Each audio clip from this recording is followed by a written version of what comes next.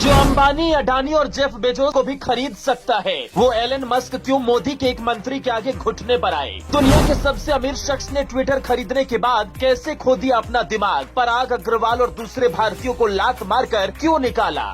नीली चिड़िया के जाल में फंस गए मस्क। अब तो बताना पड़ेगा, दुनिया के सबसे अमीर शख्स को जमीन पर आना पड़ेगा।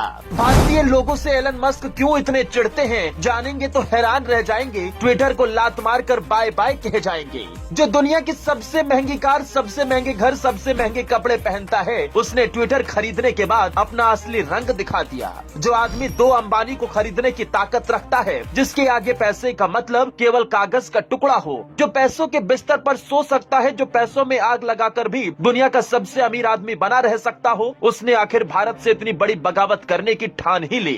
दुनिया के देश भारत से दोस्ती चाहते हैं, लेकिन एलन मस्क दुश्मनी मोल लेकर भारत को सबक सिखाना चाहते हैं। बात केवल ट्विटर तक नहीं रह गई थी। एलन मस्क के दिमाग में जो चल रहा था, उसे जानेंगे तो आपके होश उड़ जाएंगे। दुनिया का सबसे अमीर शख्स होने का तमगा आज भी एलन मस्क के पास है। अंबानी, अडानी भी उनके आसपास कहीं नहीं भटकते, लेकिन इस बार एलन मस्क ने भारत से दुश्मनी मोल लेकर कैसे अपने पैर पर कुल्हाड़ी मारी है, वीडियो में आपको बताएंगे। यही नहीं, गलती से ही मस्क ने मोदी सरकार पर क्या बहुत बड़ा एहसान किया है, वो भी समझाएंगे। लेकिन पहले बात कर लेते हैं एलन मस्क के उस फैसले की, जिसने उन्हें पूरी दुनिया में भारतीयों का विलेन बना दिया। सवाल बस हर किसी के जहन में एक ही है कि एलन मस्क ने भारतीयों को चुन चुन कर क्यों बाहर निकाला। इसका जवाब भी आपको 3 मिनट के वीडियो के खत्म होने तक मिल जाएगा। लेकिन इन सवालों के जवाब जानने के लिए सबसे पहले आपको एलन मस्क के बारे में जानना होगा कि कैसे उन्होंने रोडपति से करोड़पति तक का सफर तय किया। इसके लिए आपको थोड़ा सा फ्लैशबैक में लेकर चलते हैं। तारीख थी 28 जून 1971, जिस दिन दक्षिण अफ्रीका के एक शहर में एलन मस्क का जन्म हुआ।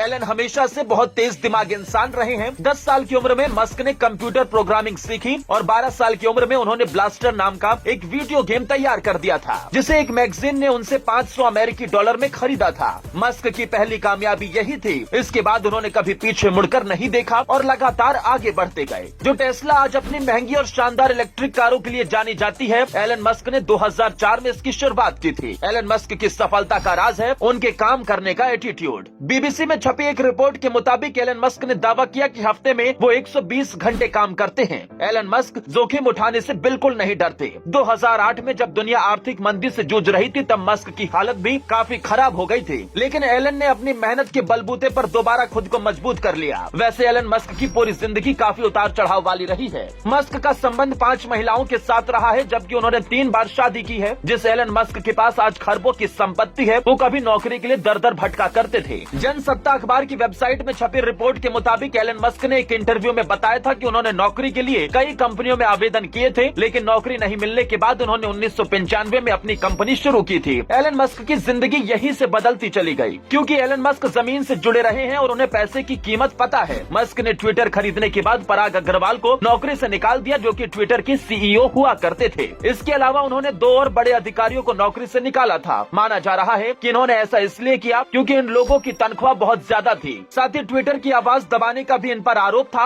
आरोप लगे थे कि ये लोग वामपंथी विचारधारा को समर्थन देते थे और दक्षिणपंथी लोगों की आवाज दबाते थे। लेकिन कहा जा रहा है कि जिस तरह से वो भारत से नफरत कर रहे हैं, आने वाले दिनों में उन्हें इसकी कीमत घाटे के तौर पर चुकानी पड़ सकती है। हालांकि उन्हें पहले ही परिवहन मंत्री नितिन गडकरी तगड़ा झटका दे चुके हैं। असल में एलन मस्क भारत में टेस्ला का कारोबार करना चाहते थे। इसको लेकर उनकी बातचीत भी सरकार से हुई, लेकिन वो चाहते थे कि अमेरिका और चीन में बनी कारें भारत में बिकें। लेकिन नितिन गडकरी ने उन्हें भारत में आकर कार बनाने की सलाह दे दी थी। गडकरी ने कहा था कि अगर उनको व्यापार करना है तो देश में आकर ही करना होगा। कहा जाता है इस बात से मस्क को काफी दुख पहुंचा था। दावा है कि इसीलिए वो भारत से चिढ़ते हैं। नव भारत टाइम्स में छपी एक रिपोर्ट के मुताबिक उन्होंने भारत में भी लगभग सभी कर्मचारियों को निकाल दिया है। एलन मस्क के इन फैसलों पर आप उन्हें क्या कहना चाहेंगे, कमेंट बॉक्स में जरूर बताएं।